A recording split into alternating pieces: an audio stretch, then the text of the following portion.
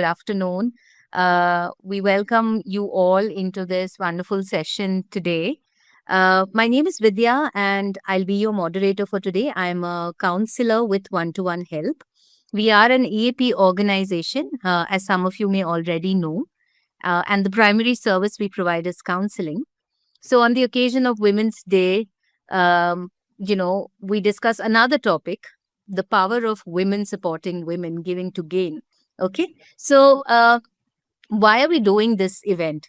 So, we are doing this event to celebrate something powerful but often overlooked, the impact women have when they uplift other women.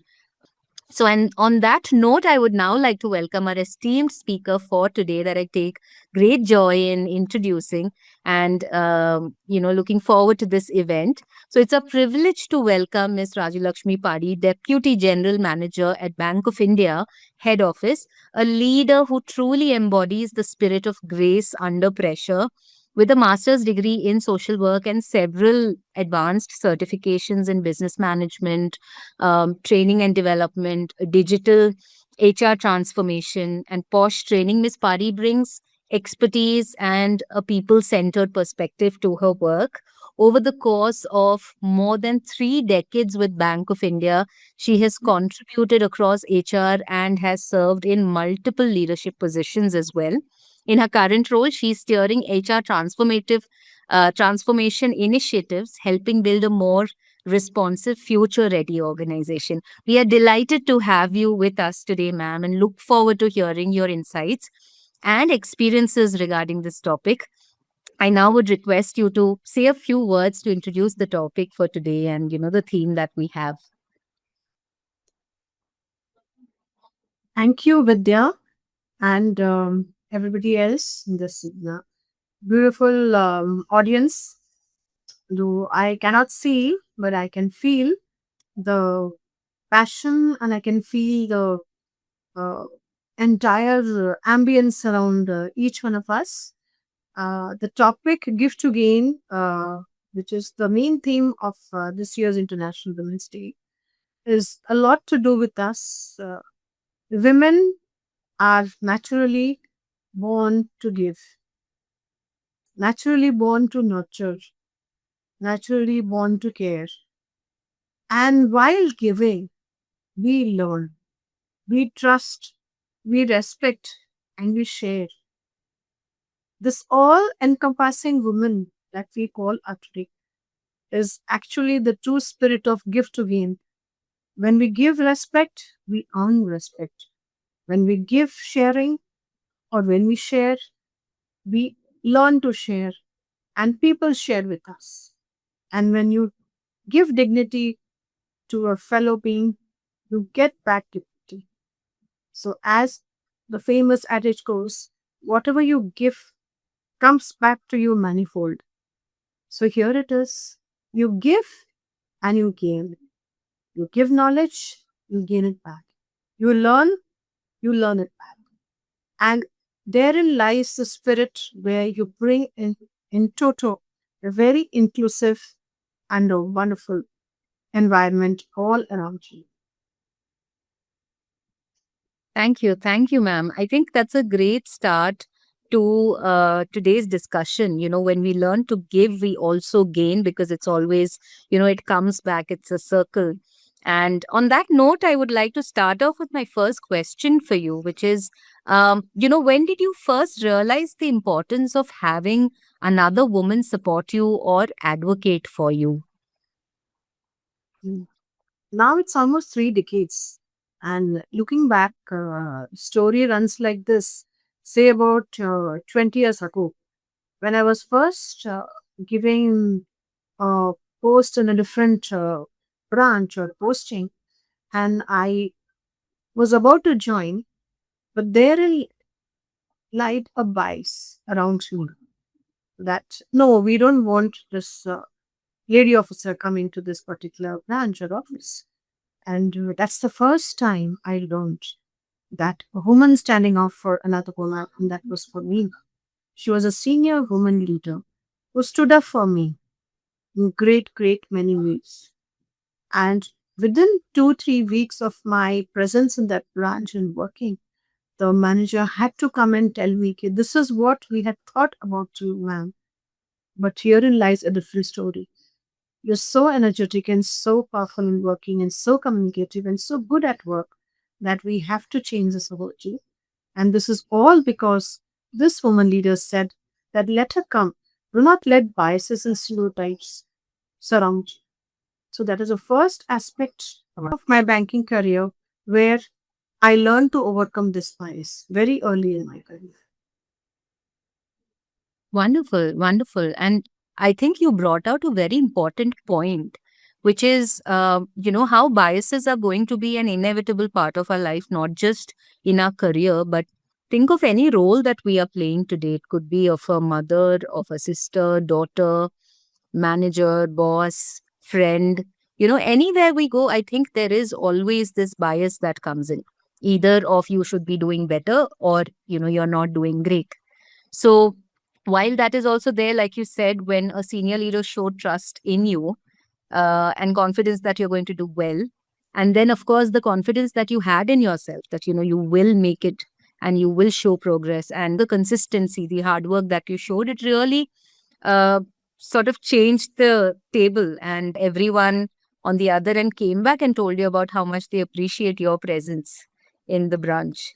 So that's really wonderful. And on that note, ma'am, I want to ask you another thing. Since you have 3 decades of experience in the industry, you probably have seen so many different journeys of your own journey. You must have seen someone at various levels. You would have seen the different kinds of journeys people have. What do you think is that one thing, one simple thing that women can do for each other in the first 5 years of their career? Are there any tips that you can share with us on that? The first few 5 years are the formative years of your career. It lays the foundation for the future. And it's very important as a woman, you, you create your own space, which is very tough at that time. But there are little ways in which you can build that up gradually. First is obviously sincerity and working hard. But even at that particular age, when you're very young and you have so many responsibilities to take care, uh, marriage comes, then motherhood comes, then you are a mother-in-law. I mean, you are a daughter-in-law, you are a mother, you're a wife, and then you are also a career woman, which is very, very difficult to balance at those formative years. It's very important that there is something that you must build for yourself, and that you can do only by gaining knowledge. It's about your work that you must gain knowledge about by reading up whatever guidelines and circulars come your way. Also, at the same time, try to build yourself professionally also.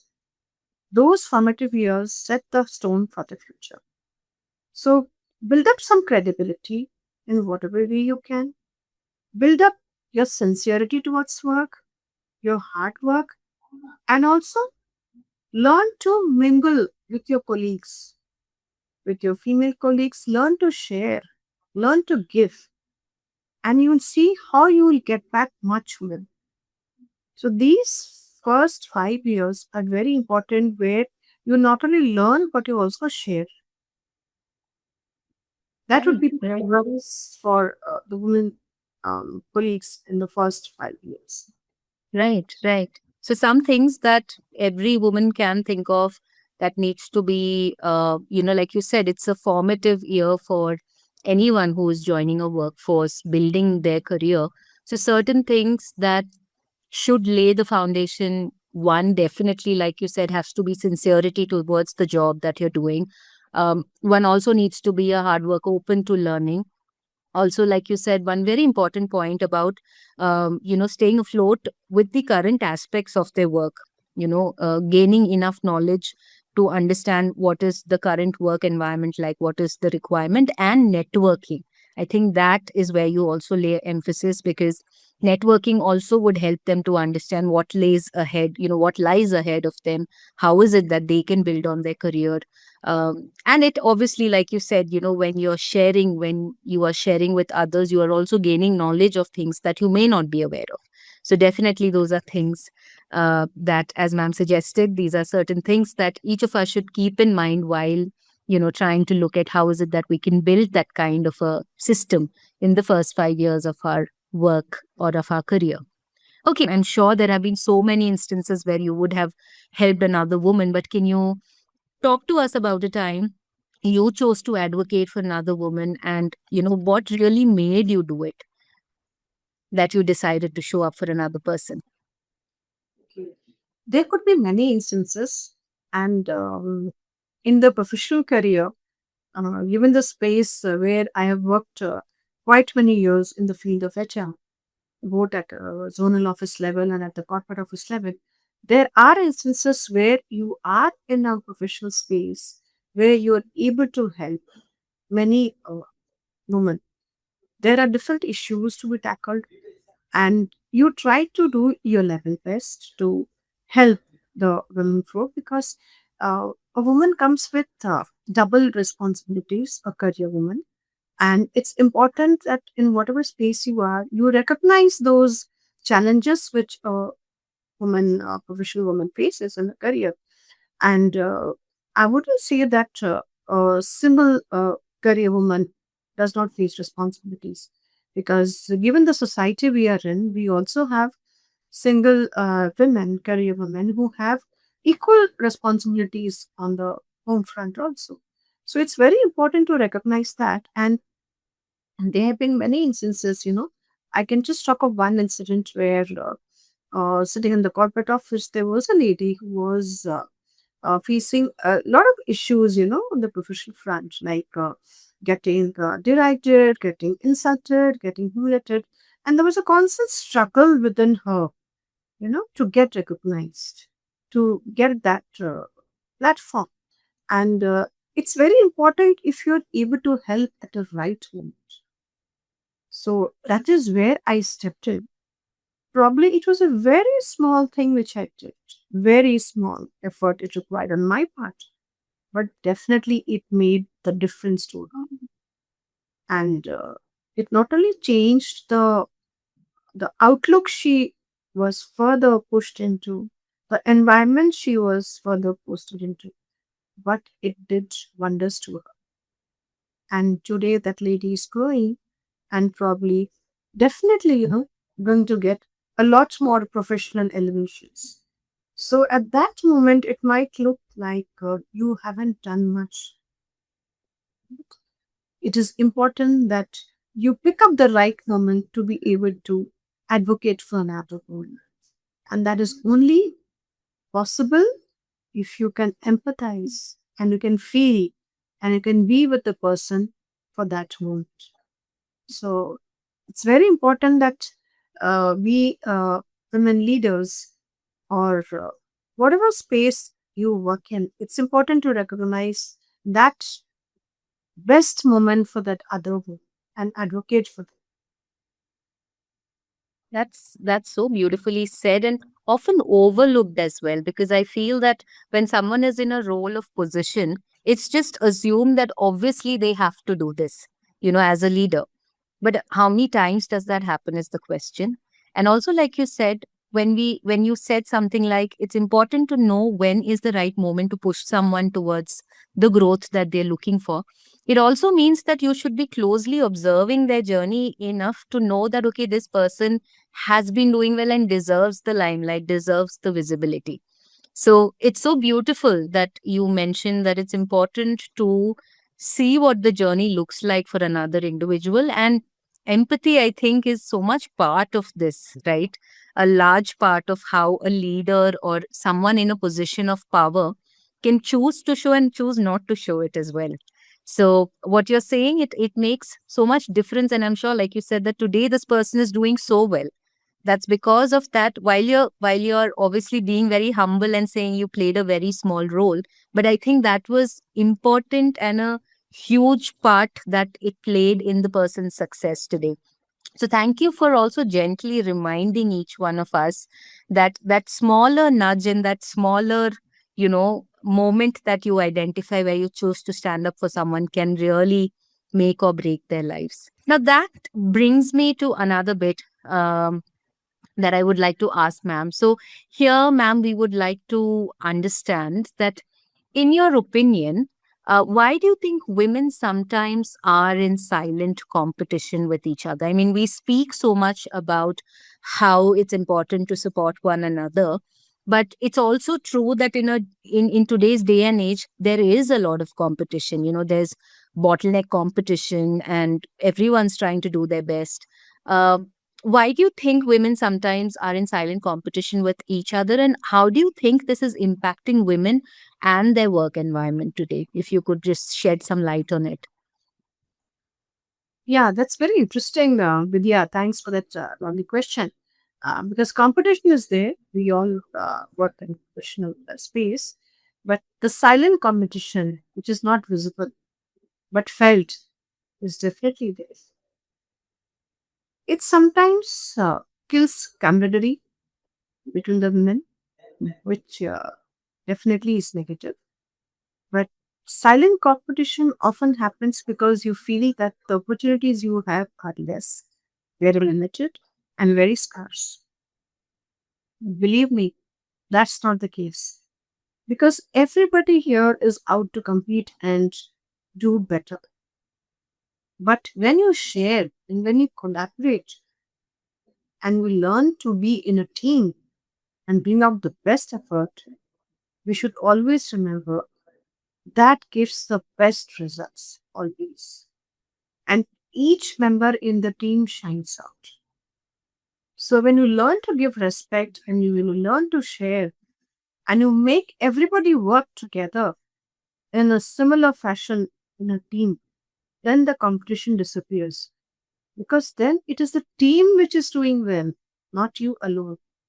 And therein lies the credibility of a woman leader.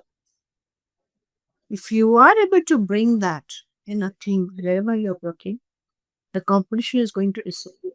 Because each one of us come with our own skills and capabilities. And it is up to us how to bond them and shine and do the best. So we women must learn not to be in silent competition with each other, but learn to nurture each other, learn to share with each other, and learn to grow with each other. That is the best way you can kill this silent competition. It's though not visible, but exists definitely. Wonderful, wonderful. I like how you said that, today sometimes we do feel that opportunities are limited or scarce, but that's not true. Maybe we are not looking in the right direction sometimes, or, we may not have the right kind of guidance sometimes. Even that can be, harmful for us. What I'm also picking from what you said is competition is good, but collaborative approach with a team always helps career growth better. And so learning to share and respecting the space, um, would bring in more or would make the competition more healthier. And at the crux of it, what you're also saying is trusting our skills and honing them and knowing our capabilities and nurturing them would be a great way to, stay in the game, so that you're able to grow not alone but with each other or with a larger team. I have one more question here for you, which is, um, how did you, because again, we are talking about 30 years, 3 decades that you've been in the field. You must have gone through so many things. You must have learned to sort of survive in this field, which is not easy. Like you said, right at the first time when you decided to join the place, there were already people who felt that you shouldn't be there and you were a misfit according to them. So how did you really overcome these biases, stereotypes, the societal pressures as a working professional, because it continues to be the same in one way or the other. Maybe it's not the same as before, but it's still there. So how did you manage to overcome these biases, stereotypes, societal pressures, and what is it that we can also follow in today's day and age? If you could share some thoughts on that. First of all, if I look back on the 3 decades, the initial push to a career definitely comes from, the cultural background we all come from. I have a working mother, professor in history, who always encouraged me. And it was also my late father who encouraged me right from the start that you want to work, I want to educate you, and I would like you to see you grow. So, with every elevation, he was getting very professional. And that's how the professional journey began and the career began. I also got a lot of encouragement, if you see society, that is, first when you marry and your spouse, they encourage you, and later on the children, and the entire setup in which we are in, the set of societal pressures which you face. I was lucky that I never faced any such pressure, neither from my own parents' side nor from the your side. And after having joining the bank, was 3 decades, I was lucky that I did not face much of biases and stereotypes. But yes, in a long career of 30 years, you do face some kind of biases and stereotypes. I remember once when I first got my first elevation in my career and had to do a roller posting, the zonal manager that time said, that was, I think, about 20 years back, said that we will not waste this plum posting with a lady officer. I was taken aback. And it took another senior leader to convince that Rajalaxmi is thoroughly professional. You give that posting to her and you see what she performs. That was the first lesson I learned, that to get rid of biases and to conquer those stereotypes, what you need to do is build your credibility, be professional, build up your knowledge, do your work sincere, and learn and give unshare. Once again, Vidya, we come back to that old age, that gift to gain. So those were the first initial days, I learned how to give and gain. Those were the best years. It was a very tough posting I had, but those were the best learning years. The more I gave, the more I gave. The more I shared, the more I learned. And from then on, the journey has begun. The elevation journey and the leadership journey has begun. Gradually, step by step, you learn how to pave your own path and navigate your future. So, you must learn, every woman must learn how to conquer any kind of bias or stereotypes you face in your career. And that you can do by being professional, by being critical, and yes, by being consistent in your performances. Hmm. Professionalism is something every woman, every career woman must build into a career.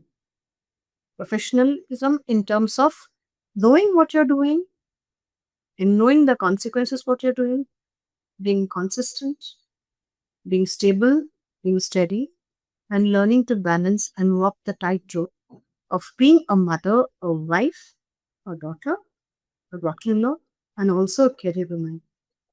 It's tough doing the balancing act, but nothing is Hmm. impossible for a woman.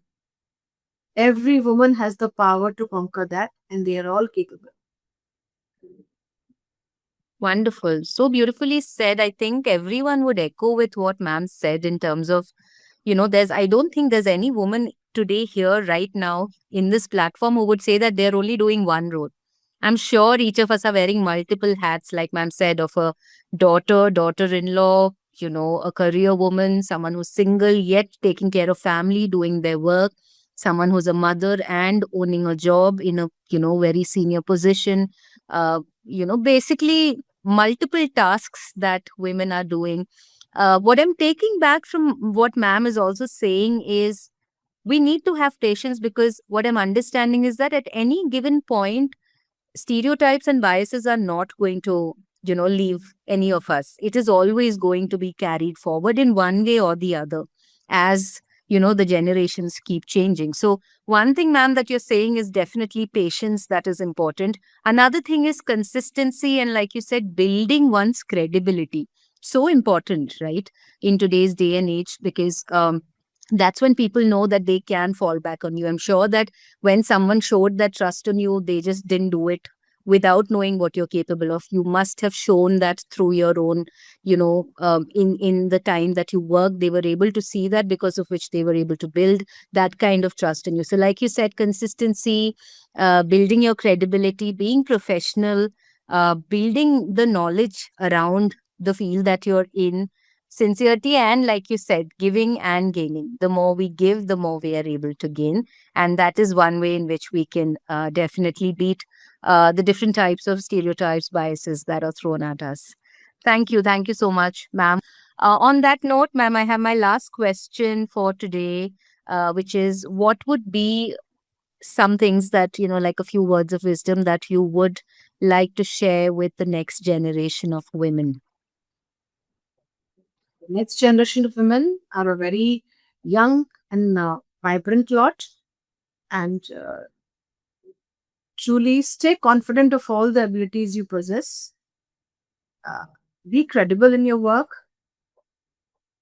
Learn to build your knowledge bit by bit in every sphere. Learn to communicate and support each other. Build strong relationships with each other. Spend time. Nurture each other's friendships. Build a very strong network, women, and collaborate and coordinate and communicate. All these three C's are so important in every work you do, every small project you do, whether it's a team effort or whether it's a small team or a bigger team. All these things are very important. And as a woman, make your presence felt. Create your own space where the next person is bound to say, there goes this lady, there goes this woman, career, who's strong, who's credible, and who's powerful. So, more and more women power to you, all ladies out here, the young ladies, the young brigade.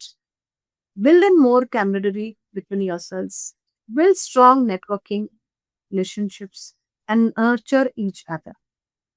Happy International Women's Day to you all, and celebrate the power of womanhood.